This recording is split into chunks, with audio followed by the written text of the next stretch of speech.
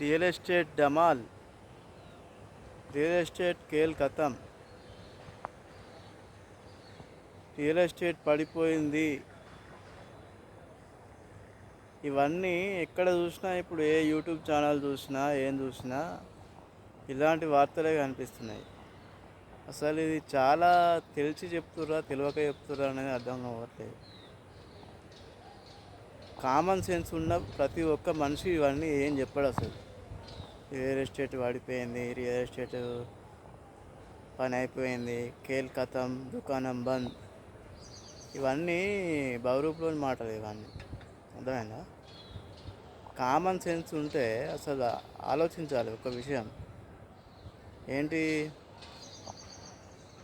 ప్రతి మనిషికి తినడానికి 3 పూటల తిండి అవసరం. అలాగే తిండి ఉండడానికి ఇల్లు అవసరం. తినడానికి తిండి అవసరం, ఉండడానికి తల దాచుకోవడానికి ఇల్లు అనేది అవసరం. సో ఇప్పుడు ఇల్లు లేకుండా మరి ఏడ వండుకుంటారు జనాలు? బయట వండుకుంటారా? కామన్ సెన్స్ పెట్టి ఆలోచించాలి. ఇప్పుడు కిరాయికి తీసుకునేటోడు కిరాయికి తీసుకుంటాడు, కొనుక్కునేటోడు కొనుక్కుంటాడు. కొన్ని ట్రాన్సాక్షన్స్ ఆగిపోతాయి. దేనికోసం? ఇప్పుడు ఇన్వెస్టర్స్ ఉంటారు కొంతమంది. ఇన్వెస్టర్స్ అంటే ఎవరు? ఇప్పుడు 2-3 ఇండ్ల కన్నా ఎక్కువ ఉన్నోళ్ళు మాత్రం కొనడానికి వెనక ముందు అవుతారు. అంతేగాని ఏమి ఇల్లు లేనివాడు అసలు కొనడానికి వెనక ముందు కారు. ఇది ఆలోచించాలి. ప్రతి ఒక్క వ్యక్తికి ఇల్లు అనేది అవసరం.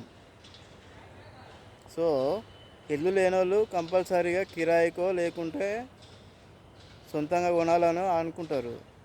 సో రియల్ ఎస్టేట్ ఎలా పడిపోతుంది అప్పుడు? పడిపోదు.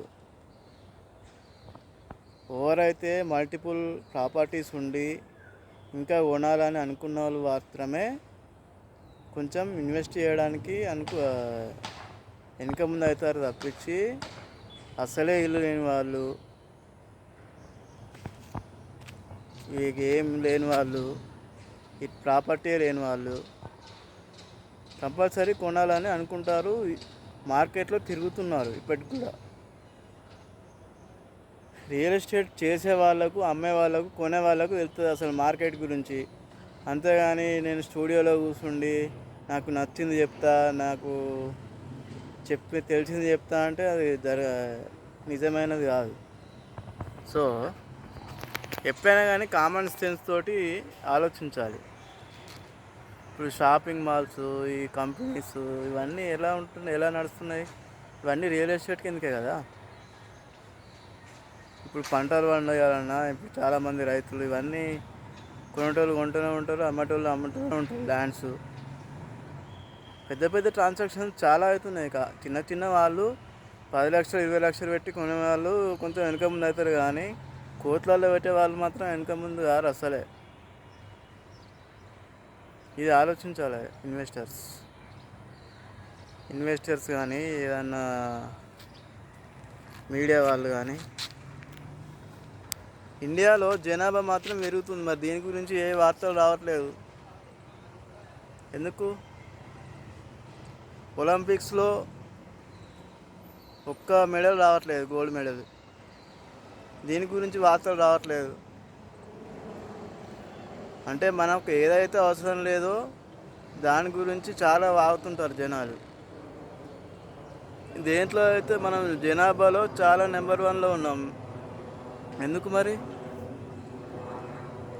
అవసరం లేని దాంట్లో నెంబర్ 1లో ఉన్నాం, అవసరం ఉన్నంత నెంబర్ 1లో లేము. ఇది ఆలోచించాలి అందరూ, మీడియా వాళ్ళు కానీ ఇంకా వేరే యూట్యూబ్ ఛానల్ వాళ్ళు కానీ. ఇవన్నీ అవసరం పనికిరాని విషయాలు వాని గురించి వీని గురించి పట్టుకొని తెల్లని దాకా పొద్దున్న దాకా అదే చూపెట్టుకుంటా, అది కరెక్ట్ కాదు. అవసరమైన విషయాల మీద ఫోకస్ చేసి ఎంప్లాయ్మెంట్ అనేది, క్రియేటివిటీ దాని మీద ఫోకస్ చేయాలి. ప్రజలకు అవసరమైన వనరులు ఏంటి? రియల్ ఎస్టేట్ పడిపోవడం అనేది అస్సలు ఉండదు. పడిపోయిందంటే జనాలు ఉండరు, అది అర్థం చేసుకోవాలి ఫస్ట్. ఓకేనా? రియల్ ఎస్టేట్ అంటే ఓన్లీ ఒక్కరికి సంబంధించింది కాదు అది. ఒక మనిషికి it's a very related to all people, entire world. ఒక్క వ్యక్తి కొనకపోయిన మాత్రాన రియల్ ఎస్టేట్ అనేది ఆగిపోదు. కొంచెం వెనక ముందు అయితే కావచ్చు, కానీ అస్సలు అనేటివి ఆగిపోదు. ఏ పని కూడా ఆగిపోదు. కొనేటోడు కొంటూనే ఉంటాడు, అమ్మేటోడు అమ్ముతూనే ఉంటాడు. ఏది ఆగదు. మనం తినకపోతే, ఈడ తినకపోతే ఇంకా వేరే హోటల్లో తింటాం, ఇంట్లో తినకపోతే హోటల్లో తింటాం, ఇంకెక్కడనో తింటాం. ఇది కూడా అంతే, సేమ్. సో ఎవరైనా కానీ ఇన్వెస్ట్మెంట్ చేసేవాళ్ళు ఇవన్నీ న్యూస్ ఛానల్ కానీ ఇవన్నీ ఏం పట్టించుకోవద్దు. ఎవరి పని వాళ్ళు వేసుకొని పోతే బెస్ట్. ఇప్పుడు ఎవరు కొనప్పుడు మాత్రమే రేట్లు తక్కువ ఉంటాయి. అందరు కొనేటప్పుడు రేట్లు ₹1 కాదు, ఆటాన్ని కూడా తక్కువ వేయరు. ఇది దృష్టిలో పెట్టుకోవాలి first. Thank you. If you like my video, please like, comment, share.